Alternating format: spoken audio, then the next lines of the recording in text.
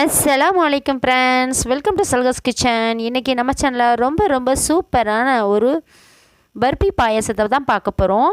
என்னடா இது பர்பியில் கூட பாயாசம் பண்ண முடியுமான்னு கேட்டால் பண்ணலாங்க. நம்ம வேர்க்கடலை பர்பி பாயாசம் தான் நம்ம பண்ண போகிறோம். இது ரொம்பவே சூப்பரானது.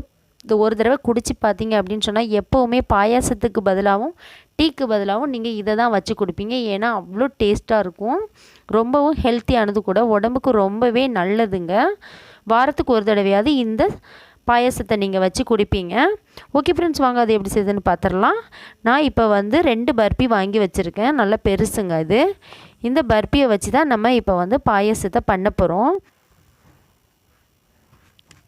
பாருங்கள், இந்த பர்பி நீங்கள் இது மாதிரி தான் வாங்கணும் இல்லை, சின்ன பர்பியாக இருந்தால் கூட வாங்கிக்கலாம். அதுக்கப்புறமா நம்ம இப்போ பாலை சுட வச்சு எடுத்துக்கலாம். நார்மலாக நீங்கள் டீ போடுறதுக்கு எப்படி பால் சுட வைப்பீங்களோ அதே மாதிரி தான் இதை சுட வைக்கணும். கொஞ்சம் கூட டிஃப்ரெண்ட் இல்லை.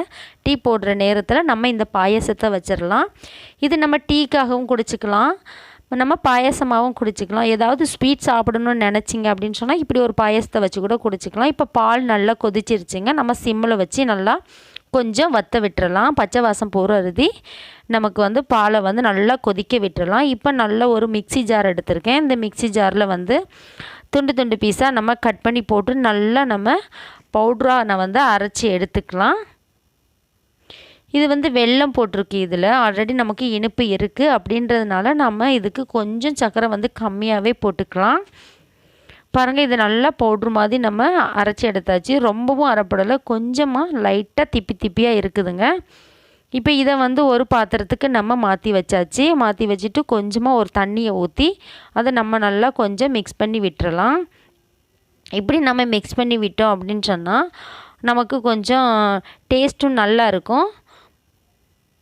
பாலை நம்ம தனியாக காய்ச்சி வச்சாச்சு. இப்போ இதை தனியாக நம்ம நல்லா கொதிக்க விட்டு கொஞ்சம் சிம்மில் வச்சு நல்லா கடலை கொஞ்சம் நல்லா வாசம் வர்றது நம்ம கிண்டி விட்டுறலாம். இதில் வேறு நட்ஸ் எதுவும் போடணுமா அப்படின்னு கேட்டால் உங்கள் இஷ்டம் தாங்க, போட்டுக்கலாம். இதில் பாதாம் முந்திரி கூட ஒரு 4 பாதாம் 4 முந்திரி கூட போட்டிங்கன்னு சொன்னால் இன்னும் ரொம்ப ஹெல்த்தியாக இருக்கும். இப்போ மில்க்கு நல்லா சுட்டு ஆறி போய் இருக்குதுங்க. இது நம்ம ஹீட்டாக இருக்குது. இப்போ இது ரெண்டையுமே நல்லா ஒன்று ஊற்றி நல்லா நம்ம இன்னொரு தடவை நம்ம ஸ்டவ் ஆன் பண்ணி நல்லா கொதிக்க விட்டுறலாம். கொதிக்க விடும்போது நமக்கு அடி பிடிச்சிரும். ஸோ அப்படின்றனால அடிக்கனமான பாத்திரமாக யூஸ் பண்ணிக்கோங்க. அப்படி இல்லைனா கூட ஒன்றும் பிரச்சனை இல்லை, நீங்கள் பக்கத்துலேருந்து கிண்டி விட்டுக்கோங்க. ஜீனி மட்டும் கொஞ்சம் லைட்டாக ஆட் பண்ணிக்கோங்க. வெறும் வேர்க்கடையில் பண்ணுறதா இருந்தால் நீங்கள் ஜீனியை கொஞ்சமாக அதிகமாக போடுங்க. இது நம்ம பர்பியில் ஆல்ரெடி நமக்கு ஸ்வீட்னஸ் இருக்குது. அப்படிங்கிறதுனால கொஞ்சமாக நான் சுகர் ஆட் பண்ணியிருக்கேன்.